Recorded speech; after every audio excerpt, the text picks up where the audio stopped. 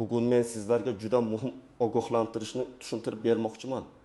1 iyulgacha ariza bermasangiz, ayrim to'lovlardan qolib ketishingiz mumkin. Bu gap shunchaki vahima uchun aytilmayapti. Amalda ko'p odamlar aynan muddatni o'tkazib yuborgani. Keyinroq boraman. O'zi avtomatik tushaveradi. Meni ro'yxatda bor deb o'ylagandim degani uchun pullarini yo'qotadi. Bu ma'lumot nafaqat nafaqa olayotganlar.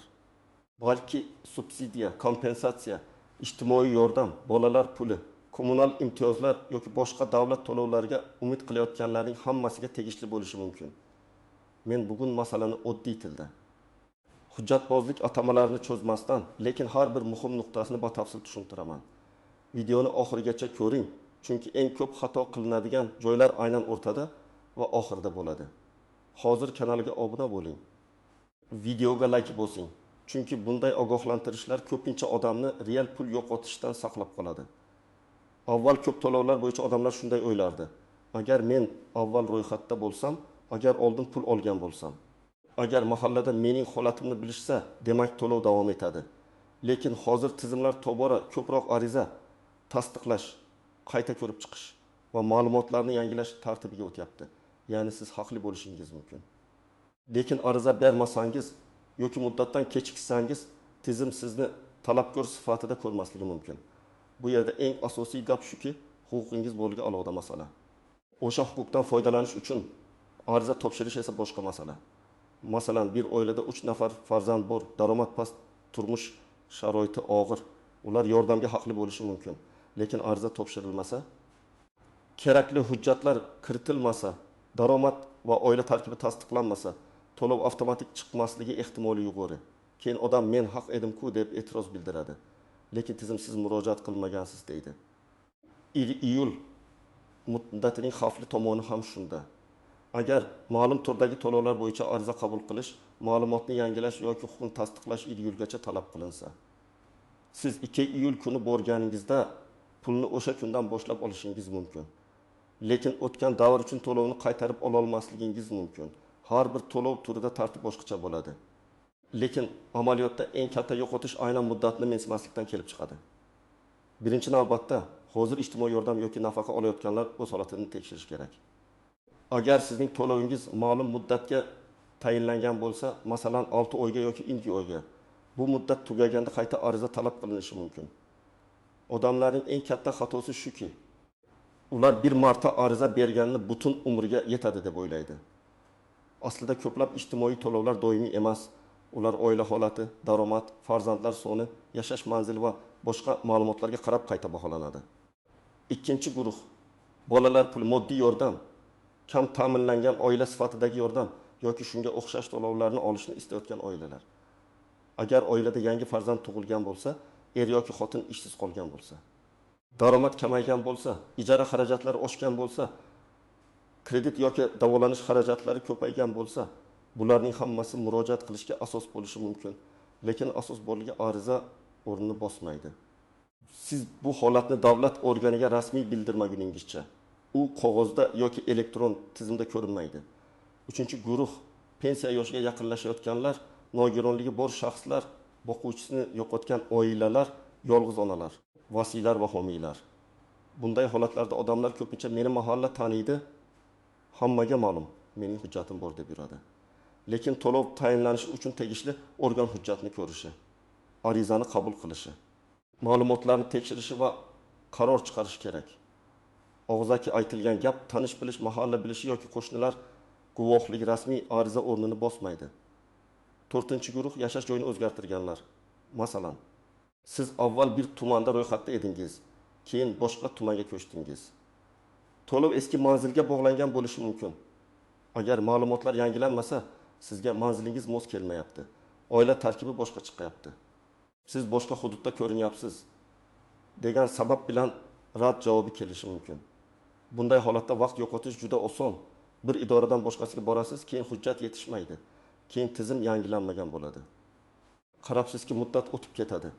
Agar sizning to'lovingiz qonun bo'yicha muddatsiz tayinlangan bo'lsa, barcha ma'lumotlaringiz to'g'ri bo'lsa, oxirgi tekshiruvdan o'tgan bo'lsangiz va tegishli organ sizdan qayta ariza talab qilmagan bo'lsa, vahimaga tushish shart emas. Lekin men baribir tekshirib qo'yishni maslahat beraman. Chunki menga tegishli emas deb o'ylagan odamlarning ayrimlari keyin tizimda xato borligini bilib qoladi. Masalan, pensiya olayotgan odam pensiyasi odatda har oy davom etadi.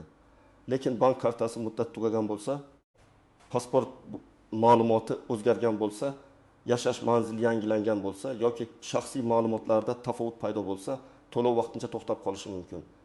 Bu 1 iyuldagi ariza masalasidan alohida bo'lishi mumkin. Lekin natija bir xil, odam pulini vaqtida ola olmaydi. Shuningdek, agar siz allaqachon ariza topshirgan bo'lsangiz, bu qabul qilinganligi haqida tasdiq olgan bo'lsangiz, ariza raqamingiz bo'lsa, elektron kabinetda holati ko'rinib turgan bo'lsa, sizning vazifangiz natijani kuzatish. Lekin topshirdim degan gapni ham dalilsiz qoldirmang. Har doim ariza raqamini, qabul qilingan sana va mas'ul tashkilot nomini saqlab qo'ying. Agar keyingiz chiqsa, sizga aynan shu dalillar yordam beradi. Birinchi misol, bir oila bolalar puli olish uchun haqli deb hisoblaydi. Oilada ota ishlamayapti, ona uyda 3 ta farzand bor. Ular iyun oyida ariza topshirish kerak edi. Lekin maktab tugasin, keyin boramiz deb 5 iyulga qoldirdi. Natijada ular iyul oyi uchun to'liq yordamdan qolishi yoki to'lov keyingi oydan boshlanishi mumkin. Agar oyiga 600 ming so'm atrofida yordam chiqishi mumkin bo'lgan bo'lsa, bir oy kechikish ham oilaning oziq-ovqat, dori-darmon yoki kommunal xarajatlariga jiddiy ta'sir qiladi. Ikkinchi misol, bir ayol yolg'iz ona sifatida yordam so'ramoqchi. Uning hujjatlari bor, lekin bolaning tug'ilganlik guvohnomasidagi ma'lumot bilan pasportdagi familiyada farq bor. U arizani oxirgi haftaga qoldiradi. Idorada unga avval hujjatdagi xatoni to'g'rilang deyishadi. Hujjatni to'g'rilash esa 3 kun emas, ba'zan 10 kun, ba'zan undan ham ko'proq vaqt oladi. Shuning uchun oxirgi kunga qoldirilgan ariza ko'pincha xavfli. Chunki muammo ariza berishda emas, hujjatlarni moslashtirishda chiqadi.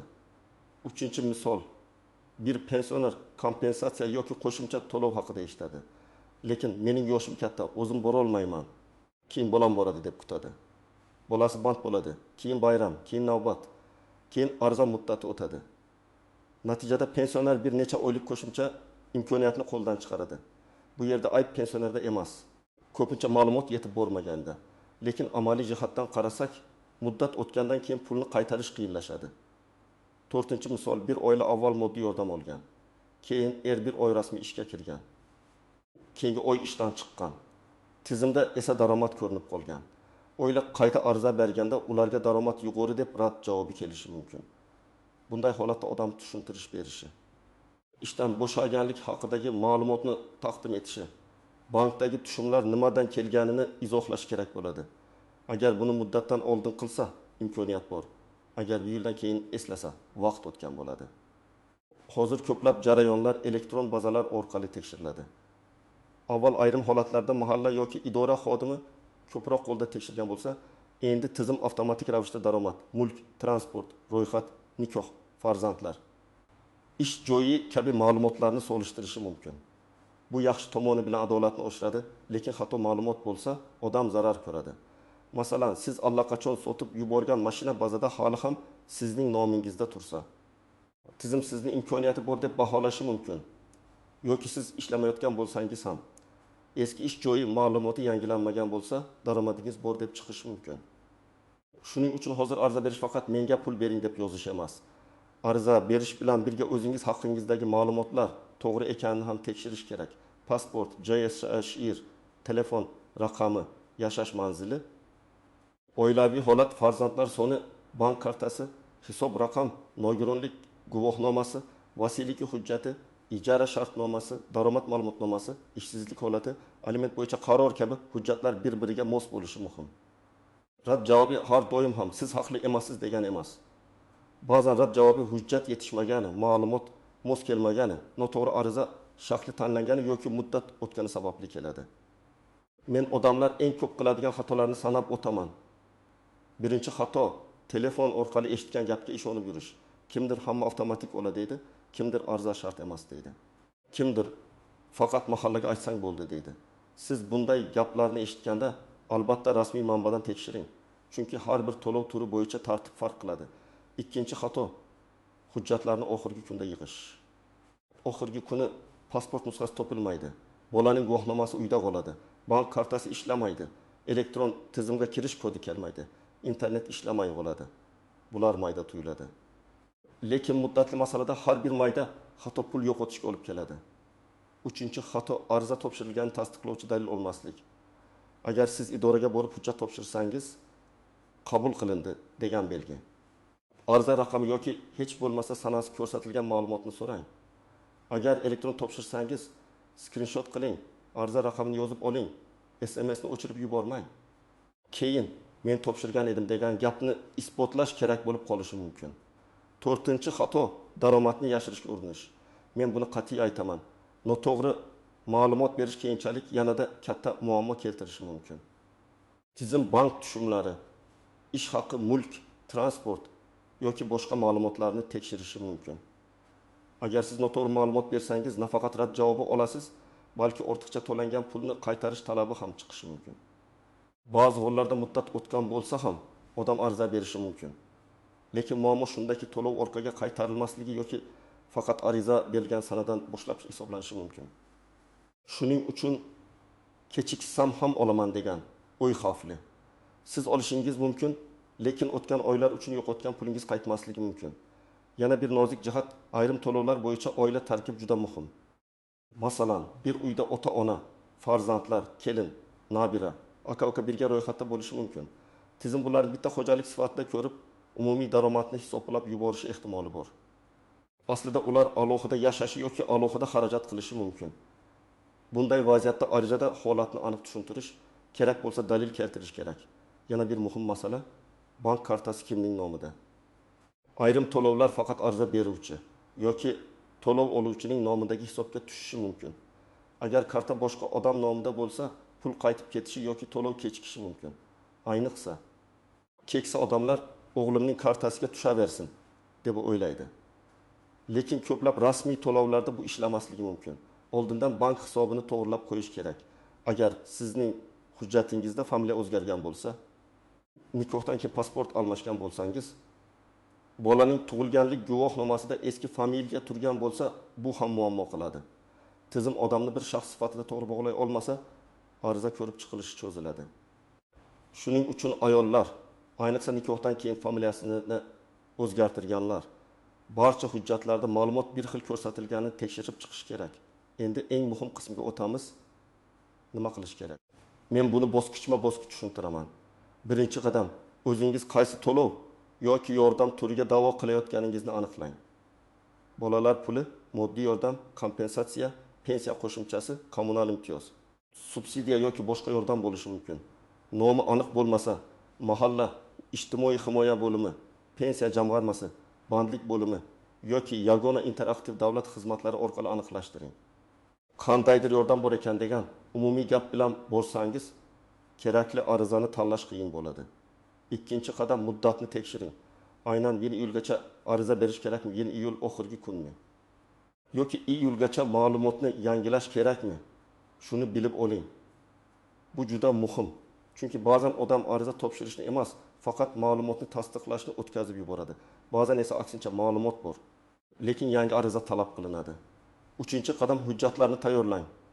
Odatda pasport yoki ID karta, JSHR, telefon raqami, bank karta yoki hisob raqami ma'lumoti, farzandlarning tug'ilganlik guvohnomasi, nikoh yoki ajrim hujjati, nogironlik bo'yicha hujjat, vasiylik hujjati, ishsizlik yoki daromad ma'lumoti, ijara shartnomasi, aliment hujjati, tibbiy xarajatlar bo'yicha dalillar kerak bo'lishi mumkin. Har bir yordam turida ro'yxat boshqacha, lekin asosiy ma'lumotlar shu atrofida bo'ladi. 4-qadam, arizani rasmiy topshiring. Agar xizmat elektron bo'lsa, my.gov.uz yoki tegishli rasmiy platforma orqali topshiring. Agar mahalla yoki tuman bo'limi orqali bo'lsa, shaxsan boring yoki vakil orqali topshiring. Vakil bo'lsa, ishonchnoma kerak bo'lishi mumkin. Ariza telefon raqamingizni to'g'ri yozing, chunki SMS xabarlar, ariza holati yoki qo'shimcha hujjat so'rov shu raqamga kelishi mumkin. 5-qadam, ariza qabul qilinganini tekshiring. Men har doim odamlarga aytaman, ariza topshirish boshqa, uning ro'yxatga olingani boshqa. Sizda ariza raqami, sana, qabul qilgan tashkilot nomi, elektron tasdiq yoki SMS bo'lishi kerak. Agar elektron kabinetda qoralama bo'lib qolgan bo'lsa, bu topshirildi degani emas, yuborildi, qabul qilindi. Ko'rib chiqilmoqda kabi holat ko'rinishi kerak. Oltinchi qadam, natijani kuzating. Ariza topshirgandan keyin jim o'tirmang. 3-5 kun o'tgach holatini tekshiring. Agar qo'shimcha hujjat so'ralsa, darhol bering. Ba'zan odam SMS'ni ko'rmaydi. Muddat ichida hujjat yetkazmaydi, keyin ariza rad qilinadi. Rad javobi kelgan bo'lsa, sababini o'qing. Agar sabab noto'g'ri bo'lsa, e'tiroz bering yoki qayta ariza topshiring. Arizada hissiyot emas. Fakt kerak. Ahvolim og'ir, yordam bering deb yozish yetarli emas. Aniq yozing. Oilada nechta odam bor, nechta voyaga yetmagan farzand bor, kim ishlaydi, oylik daromad qancha, ijara yoki davolanish xarajatlari bormi? Nogironlik yoki boquvchisini yo'qotish holati bormi? Aliment olinadimi yoki yo'qmi? Masalan, oilam 5 kishidan iborat 3 nafar voyaga yetmagan farzandim bor. Turmush o'rtog'im hozirda ishsiz, men doimiy ish joyiga ega emasman. Oila daromadi oyiga taxminan 1 million 200 ming so'm. Ijara to'lovi 20 million so'm degan tarzda aniq yozilsa, holat tushunarli bo'ladi. Agar daromadingiz vaqtincha kamaygan bo'lsa, buni ham yozing. Masalan, 2024 yil may oyida ish joyim tugatilgani sababli doimiy daromadim to'xtagan yoki farzandimning davolanish xarajatlari oshgani sababli oilaviy xarajatlar keskin ko'paygan deb dalil bilan ko'rsating. Faqat yolg'on yozmang. Har bir ma'lumot tekshirilishi mumkin. Rad javobi olganingizda darrov hammasi tugadi deb o'ylamang. Avval sababini aniqlang. Sabablar har xil bo'ladi. Daromad me'yordan yuqori chiqqan, mulk bor deb ko'rsatilgan. Hujjat yetishmagan, ariza noto'g'ri to'ldirilgan, oila tarkibi mos kelmagan, bank hisob raqami xato, muddat o'tgan. Har bir sababga alohida yondashiladi. Agar daromad noto'g'ri ko'rsatilgan bo'lsa, ish joyidan ma'lumot oling. Agar mashina yoki uy noto'g'ri sizning nomingizga chiqayotgan bo'lsa, kadastr yoki tegishli idorada ma'lumotni to'g'rilang. Agar oila tarkibi noto'g'ri bo'lsa, fuqarolik holati yoki ro'yxat bo'yicha ma'lumotni yangilang. Agar hujjat yetishmasa, uni qo'shib qayta topshiring. Eng muhimi, rad javobini o'qimasdan tashlab qo'ymang. Rad javobining ichida keyingi harakat yo'li ko'pincha yozilgan bo'ladi. Men tajribamdan kelib chiqib aytaman. Eng ko'p muammo oxirgi 3 kunda chiqadi. Navbat ko'payadi. Tizim sekinlashadi. Xodimlar band bo'ladi. Odamlar shoshadi. Hujjatlarda xato ko'payadi. Siz iyulgacha topshirish kerakligini bilsangiz, 7 iyun yoki iyulni kutmang. Eng xavfsiz yo'l. Kamida 1-2 hafta oldin arizani topshirish, hujjatlarni tekshirtirish, ariza holatini kuzatish. Agar siz bu videoni 1 iyulga yaqin ko'rayotgan bo'lsangiz, bugun harakat qiling. Ertaga emas, dushanba emas. Oylik tushgandan keyin emas. Hujjatlaringizni bir papkaga yig'ing. Telefoningizda rastka olib qo'ying. Elektron xizmatga kira olmasangiz, yaqinlaringizdan yordam so'rang. Mahallaga yoki tegishli bo'limga boring. Keksalar, nogironligi borlar, yolg'iz onalar va ko'p farzandli oilalarga qo'shnilar, farzandlar, qarindoshlar yordam berishi kerak. Chunki bir odamning kechikishi butun oilaning daromadiga ta'sir qiladi. Xulosa shuki, 1 iyulgacha ariza berish yoki ma'lumotni yangilash talabi bo'lsa, buni jiddiy qabul qiling. Haqli bo'lishning o'zi yetarli emas. Huquqni rasmiylashtirish kerak. Muddatni o'tkazib yuborsangiz, to'lov kechikishi to'xtashi yoki ayrim oylar uchun umuman berilmasligi mumkin. Eng to'g'ri yo'l, to'lov turini aniqlang, muddatni tekshiring, hujjatlarni tayyorlang, arizani rasmiy topshiring, ariza raqamini saqlang va natijani kuzating. Agar sizda shunday holat bo'lgan bo'lsa, izohlarda yozing. Qaysi to'lov bo'yicha ariza topshardingiz? Qayerda qiyinchilik bo'ldi? Qanday javob oldingiz? Sizning tajribangiz boshqa odamlarga yordam berishi mumkin. Videoga like bosing, kanalga obuna bo'ling va bu ma'lumotni yaqinlaringizga yuboring. Chunki kimdir aynan shu ogohlantirishni vaqtida ko'rib, o'z pulini yo'qotib qo'ymasligi mumkin.